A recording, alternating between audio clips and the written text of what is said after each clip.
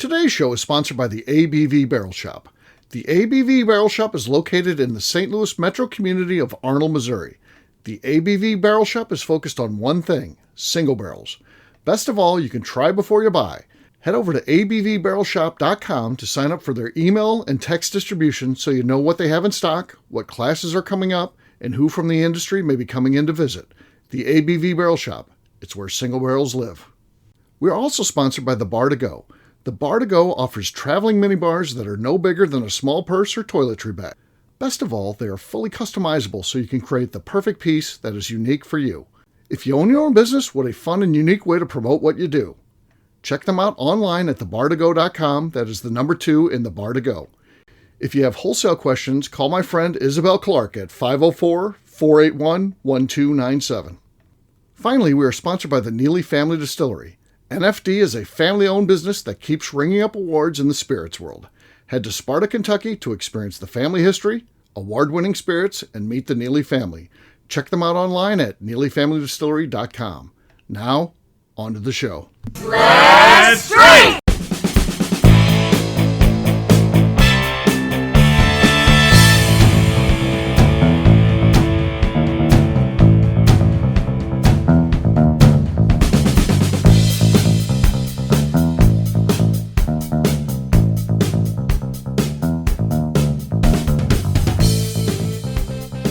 Welcome to the Bourbon Daily, the podcast about everything bourbon delivered to you every day of the week.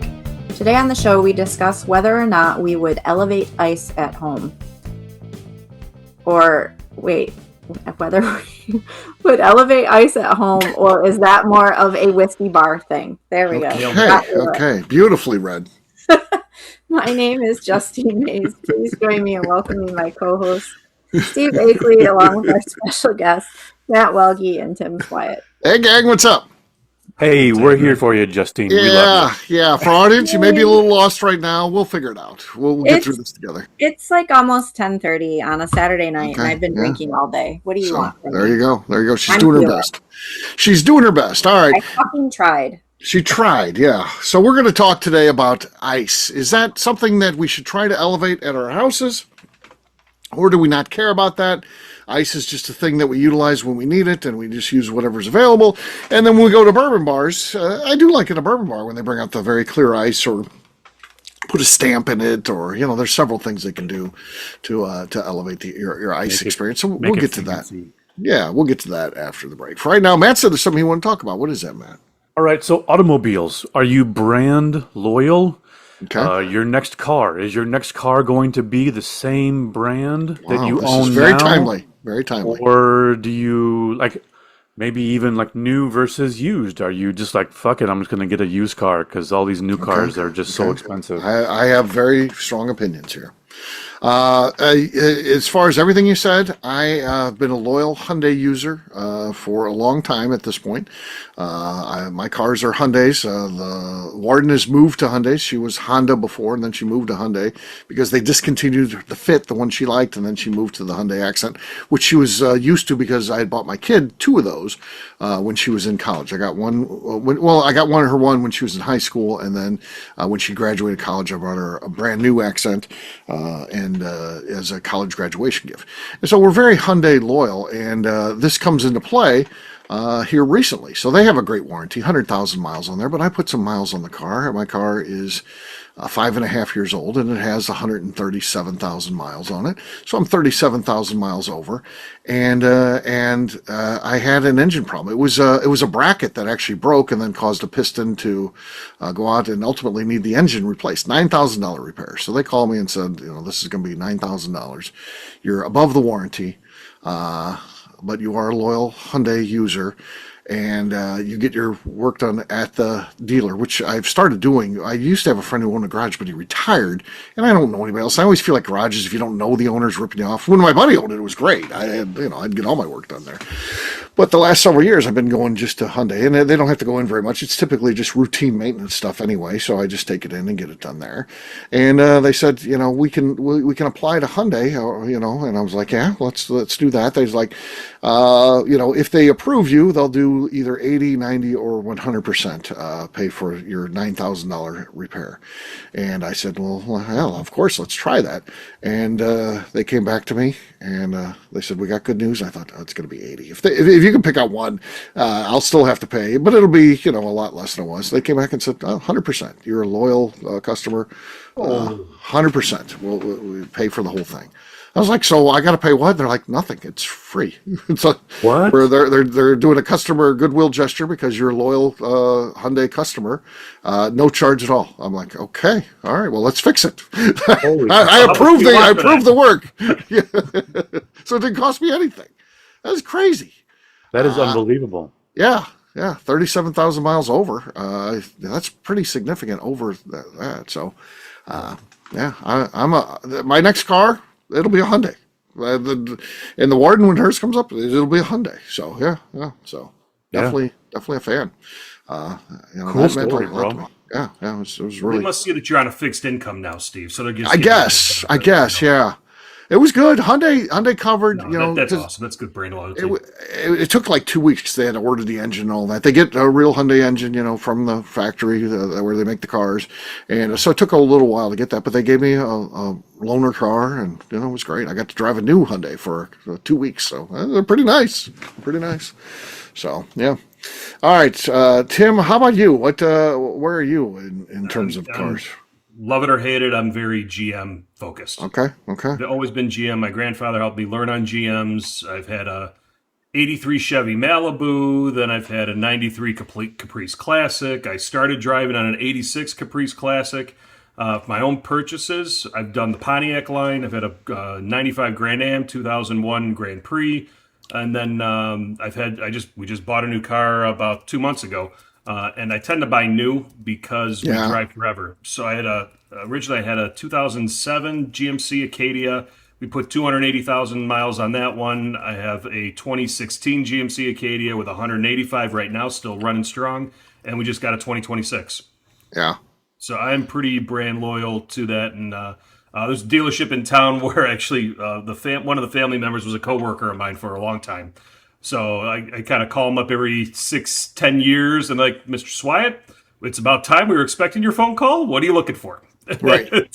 They're like, they found this car in about a day. I didn't have to order from the factory or anything like that. I got it from 50 miles on it when they drove it from the other dealership. Yeah, I know I'm paying the depreciation and everything like that, but I like to own all those miles myself as much as I can. And I'm the same way. Myself. I bought used cars for a while, and I always bought other people's problems. That's what happened to me a lot. I get it. There's people can give me stories where they bought a used car and then drove it for. I get it. I'm not saying. Sure. I got burned on it several times, and that was not my thing. Yeah, so I know the math doesn't work. It's not it's not anything. But if you drive it long enough, it does. Yeah. We already have 600 miles. You can balance it out. I get it. The first couple of years, you're upside down because all that depreciation. Yep. But when you drive it as many miles as you are, it does balance out, correct. Tim. I agree. Yeah. I agree. Justine, how about you? Are you loyal to a brand, or are you just like whatever happens to be your favorite car, that's what you're going to buy at that time? I am a GM girl as well. I have only ever had new cars. Mm-hmm. Not to sound like a brat or anything. Wow. But, when I was 16, I've only had new cars. Because I drive them for 45 days and then trade it in. I'm tired of this car. My dad bought me a Dodge Shadow. That was my first car. I drove that for 11 years. And then I got a Mitsubishi Galant. And I drove that for 11 years. That was my first adult purchase on my own without my She hasn't hit the GMs yet, though. She's early in her car driving career. So far, she's over 2 on GMs. So when I decided that I was ready for a new car, I got a GM, a Chevy Equinox. Okay. And I leased that. And then every time I turn in my lease, I get a new one. Sure. It's a death spiral. You have to. Yeah. But the current lease that I am on, I am keeping because I'm really getting tired of keeping track of my miles. Okay. And this one has all of the bells and whistles that my previous one that I was potentially going to buy didn't have. Like, it's all-wheel drive. It's got the lift gate and all of the stuff. So Wow. I am keeping this one at the end of my lease. She's keeping it. Okay. She's committed to it. We'll see what happens. I am committed to it. All right. Matt, how about you? You asked the question. Are you brand loyal at all or not? I was very brand loyal. Okay, First he car. was. That's past tense. Yeah. First car, 78 Ford LTD.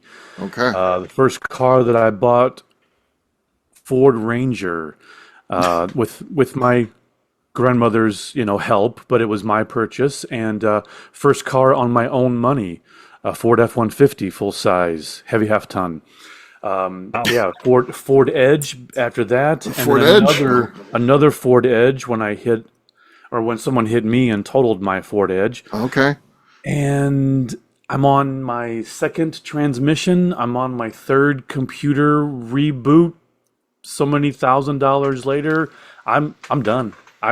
Not only am I done with Ford, but the next car might be just a used car. I might just be like, hey, let's just, you guys talking about paying for someone else's problems. I'm like, yeah, but I'm only gonna have the car for a few years anyway. Things always end up breaking down, or you put things together, $1,000 here, $1,000 there, but then when it's like a complete, something completely new, I just buy something else, so I think I'm done. I think I'm moving on. He's a free agent. If you're listening to this and you're a car dealer, yeah. Talk to Matt. He's maybe GM, maybe GM. Hyundai, maybe I lease a Toyota right now from my job, and I love that car. It's great. He loves it. Toyota lines. There's some good stuff there on the Toyota side, that's for sure. Yeah. Maserati, Welge and Maserati go well together. Hey, maybe I'll just buy a Harley. Who knows? A Harley. Yeah. Okay. All right. That should be interesting. On that note, it's time to drink. What is everyone drinking? Let's start with J.A. Mays. Let's see what she's got. Oh, geez. Let's do this MB Roland. This is a distillery pick called Hot Jam Session. Okay. Wow. Pick that bottle up again. How much is out of that thing? That's still 3/4 left, but that was a loud cork pop for something that's been opened before. So, all right, Hot Jam Session has the lead. Tim's next. Tim, what do you got there? I got a bottle of breakfast bourbon from Eastern Killy Distillery out of Rockford, Michigan. Okay. No, they're not paying me. Okay. Nice. Not good enough. Justine has the lead still. I've got the Two Old Goats trip, Fill Your Own from Green River, which is a great experience. I suggest anyone who has never done that to please do that. It's fun. Pretty quiet. I would say I'm in third place out of 3 people, so not real fond of how the cork pop went. Matt, you're last but not least. Justine has the lead. All right. I don't know if I'll be able to beat it or not. Breakfast Bourbon, by the way, one of the best top 10 bourbon names of all time. That is a good name. So shout out to our buddy Ryan, 10th Mountain Rye. Okay. Nice base to it. Solid, but not enough. Not enough. Justine clearly wins that, so cheers to Justine. Cheers, Justine. All right, we're going to take a quick break, and then when we come back, we're going to talk about ice. And is this something that we should explore upping our game at home, or just leave it to the bourbon bars? We'll do that in just a few.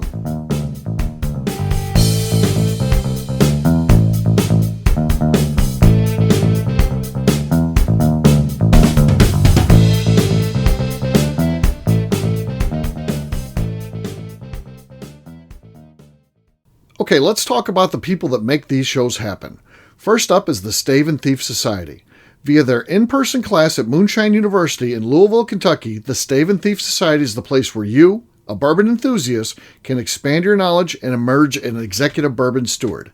In 2017, I completed my Executive Bourbon Steward certification. It's the most comprehensive bourbon certification available and connects you with an expansive network of bourbon enthusiasts and professionals. Check out the full listing of in-person and online certifications and join the society today by enrolling at staveandthief.com. Speaking of Executive Bourbon Steward certification, the ABV Barrel Shop in St. Louis, Missouri has developed a unique partnership with the Stave and Thief Society to offer a preparatory class to assist you in getting your Executive Bourbon Steward certification. This prep class costs only $25 and is available to take live or online via Zoom. Graduates of our class receive a coupon code good for 15% off your Executive Bourbon Steward certification held in Louisville, Kentucky. This saves you almost $90. Additionally, you can collaborate with fellow attendees to split travel costs when you go to Louisville. If you're interested in signing up for the class, simply head over to abvbarrelshop.com and check out the classes and events page. Last but not least, we are sponsored by Neely Family Distillery. Royce Neely is the 11th generation distiller in one of America's oldest distilling families. A visit to Neely Family Distillery takes you through family history, where you can see all the artifacts and newspaper clippings through the years from this family that started distilling in America after James Neely arrived from Northern Ireland in 1740. Today, Royce Neely and his team are crafting some of the best spirits in America. Their bourbon and absinthe offerings keep winning top honors in spirits competitions. Recently, their absinthe made history as the first platinum winner in the absinthe category at the San Francisco Spirits Competition. Neely Family Distillery is definitely a bucket list destination if you are a bourbon fan. Learn more about their spirit offerings, visiting their facility, and the awards they have collected over at NeelyFamilyDistillery.com. And now, back to the show.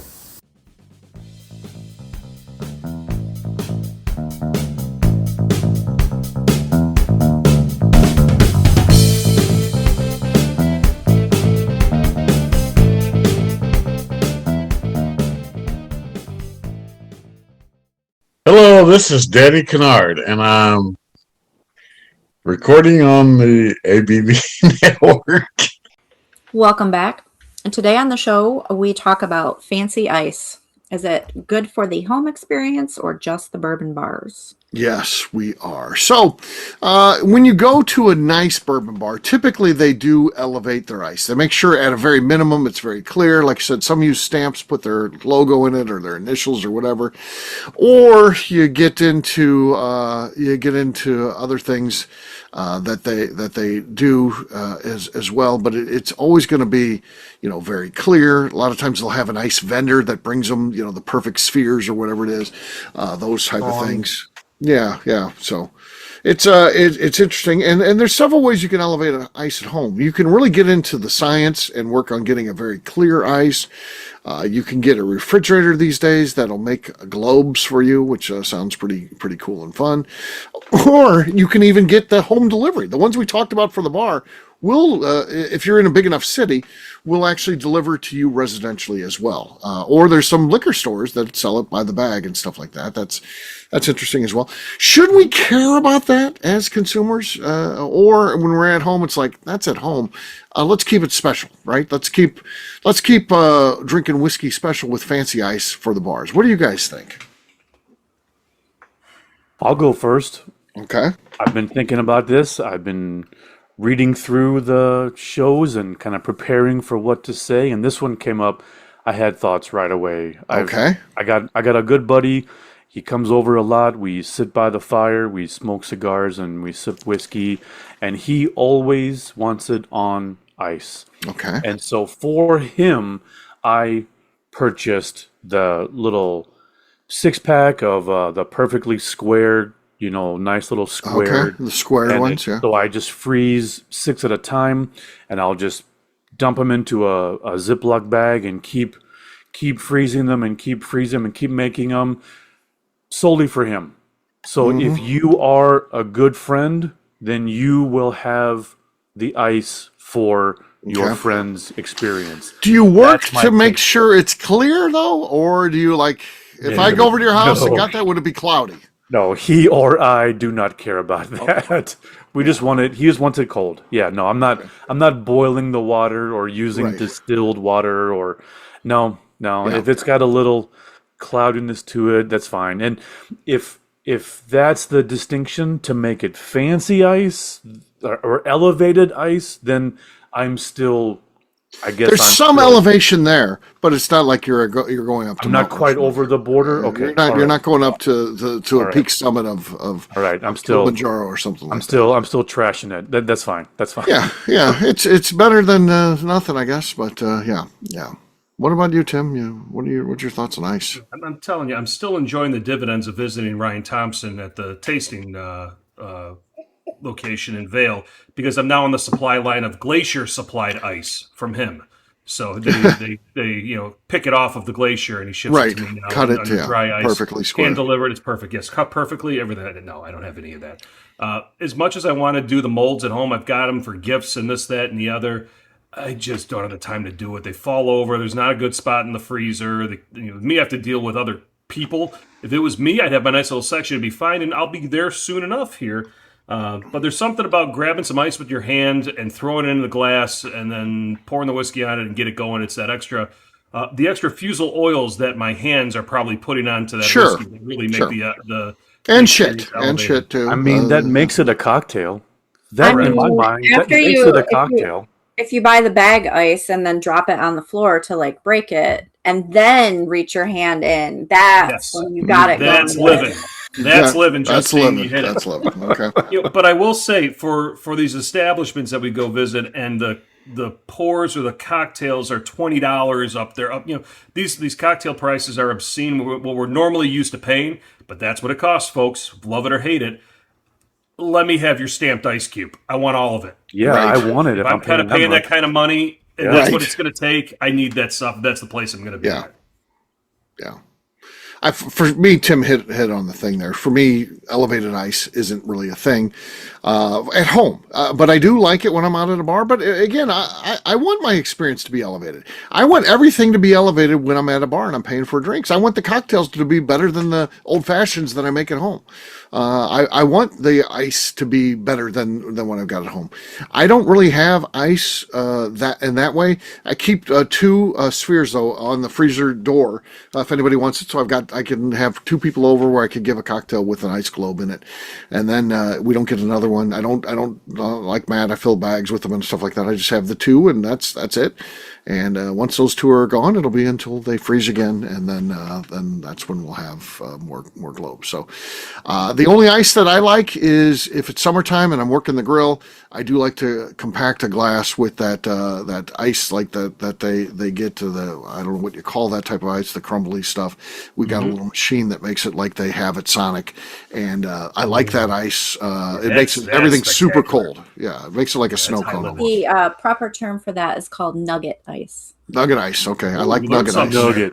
Nugget. I do like nugget ice. So if you're gonna, so in that way, maybe that's elevating. But again, I like a low proof over ice, and I get it. It's reducing the proof even more. But you know what? If I'm outside baking in the sun over a hot grill, I'm fine with not having 125 proof whiskey. I'm fine with whatever that makes it 65 proof. I don't care. It's fine by me. It's I want brown water. Give me the Yeah, brown water. yeah, That's what yeah. I want. It's flavored then. It's Yep. like flavored water, so in a good way. So yeah. Bingo. What about you, Justine? What's your relationship with ice at home? And then do you expect something different when you go to the bar?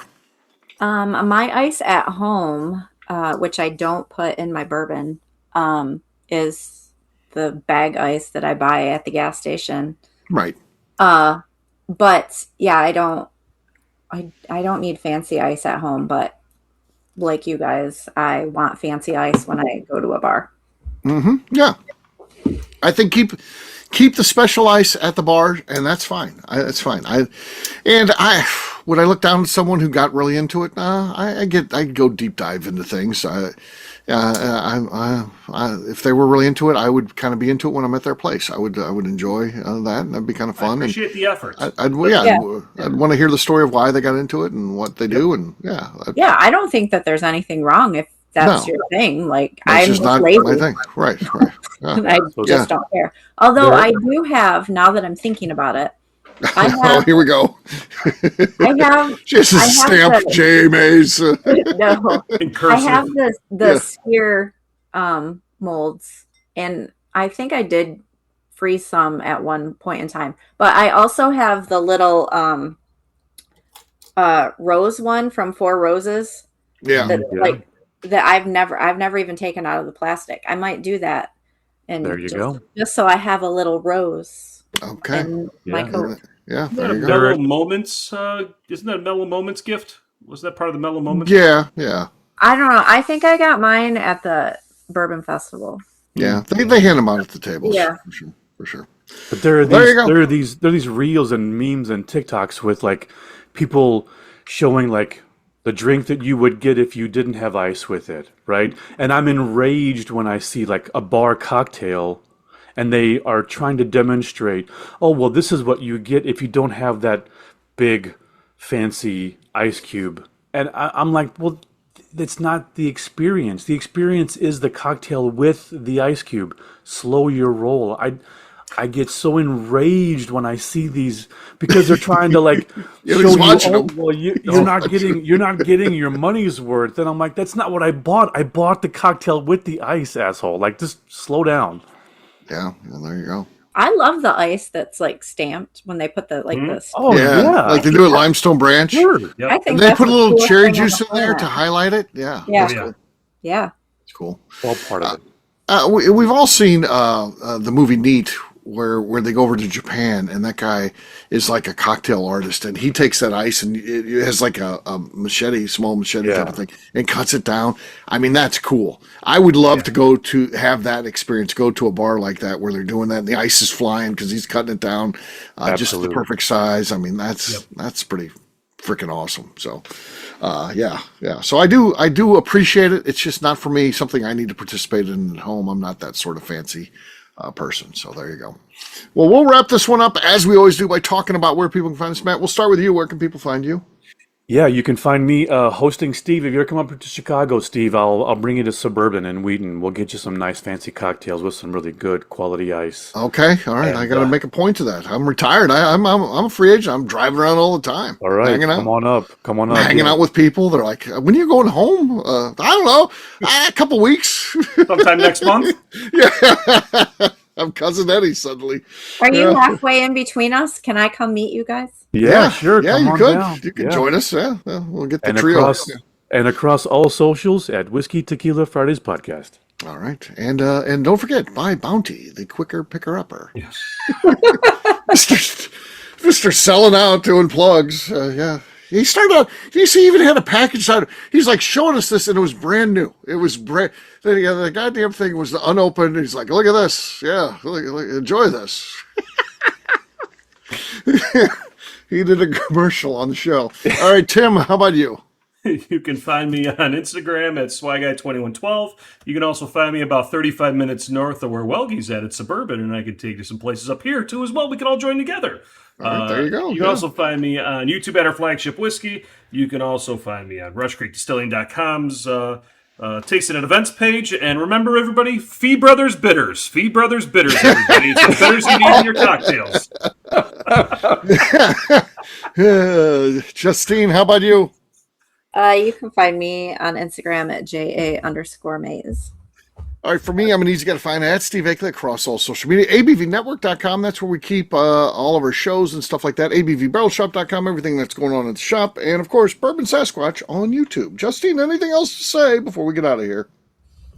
I would just like to remind the audience to please give us a 5-star review that includes comments. It helps new people find the show, which is very important to us. Also, if you like what we're doing, please visit our Patreon page at patreon.com/the ABV Network. Great job today, gang. For audience, we'll have a brand new show for you tomorrow. Looking forward to that. Until then, take care, everybody. See ya. See you, everyone. Bye.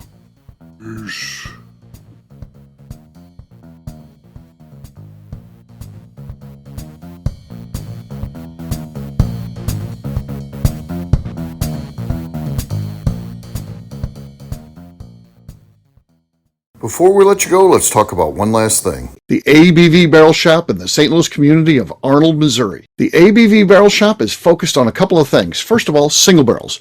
We are the place where single barrels live. We go to distilleries, taste through the whiskey, select the best barrel, and have it shipped to our store where we present it to you, our customers, by allowing you to try before you buy. We're also known for the classes that we have in our education center in the store, as well as the events we have with industry professionals from the bourbon business. If you are in the St. Louis area, please come by and visit us at 6 Fox Valley Center in Arnold, Missouri. Or at a minimum, at least sign up for our email and text distribution so you know exactly what's going on in our shop over at abvbarrelshop.com.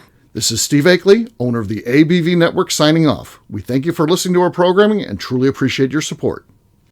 The Bourbon Daily is part of the ABV Network. For more information or to become a sponsor, please visit abvnetwork.com. Thanks for listening and cheers.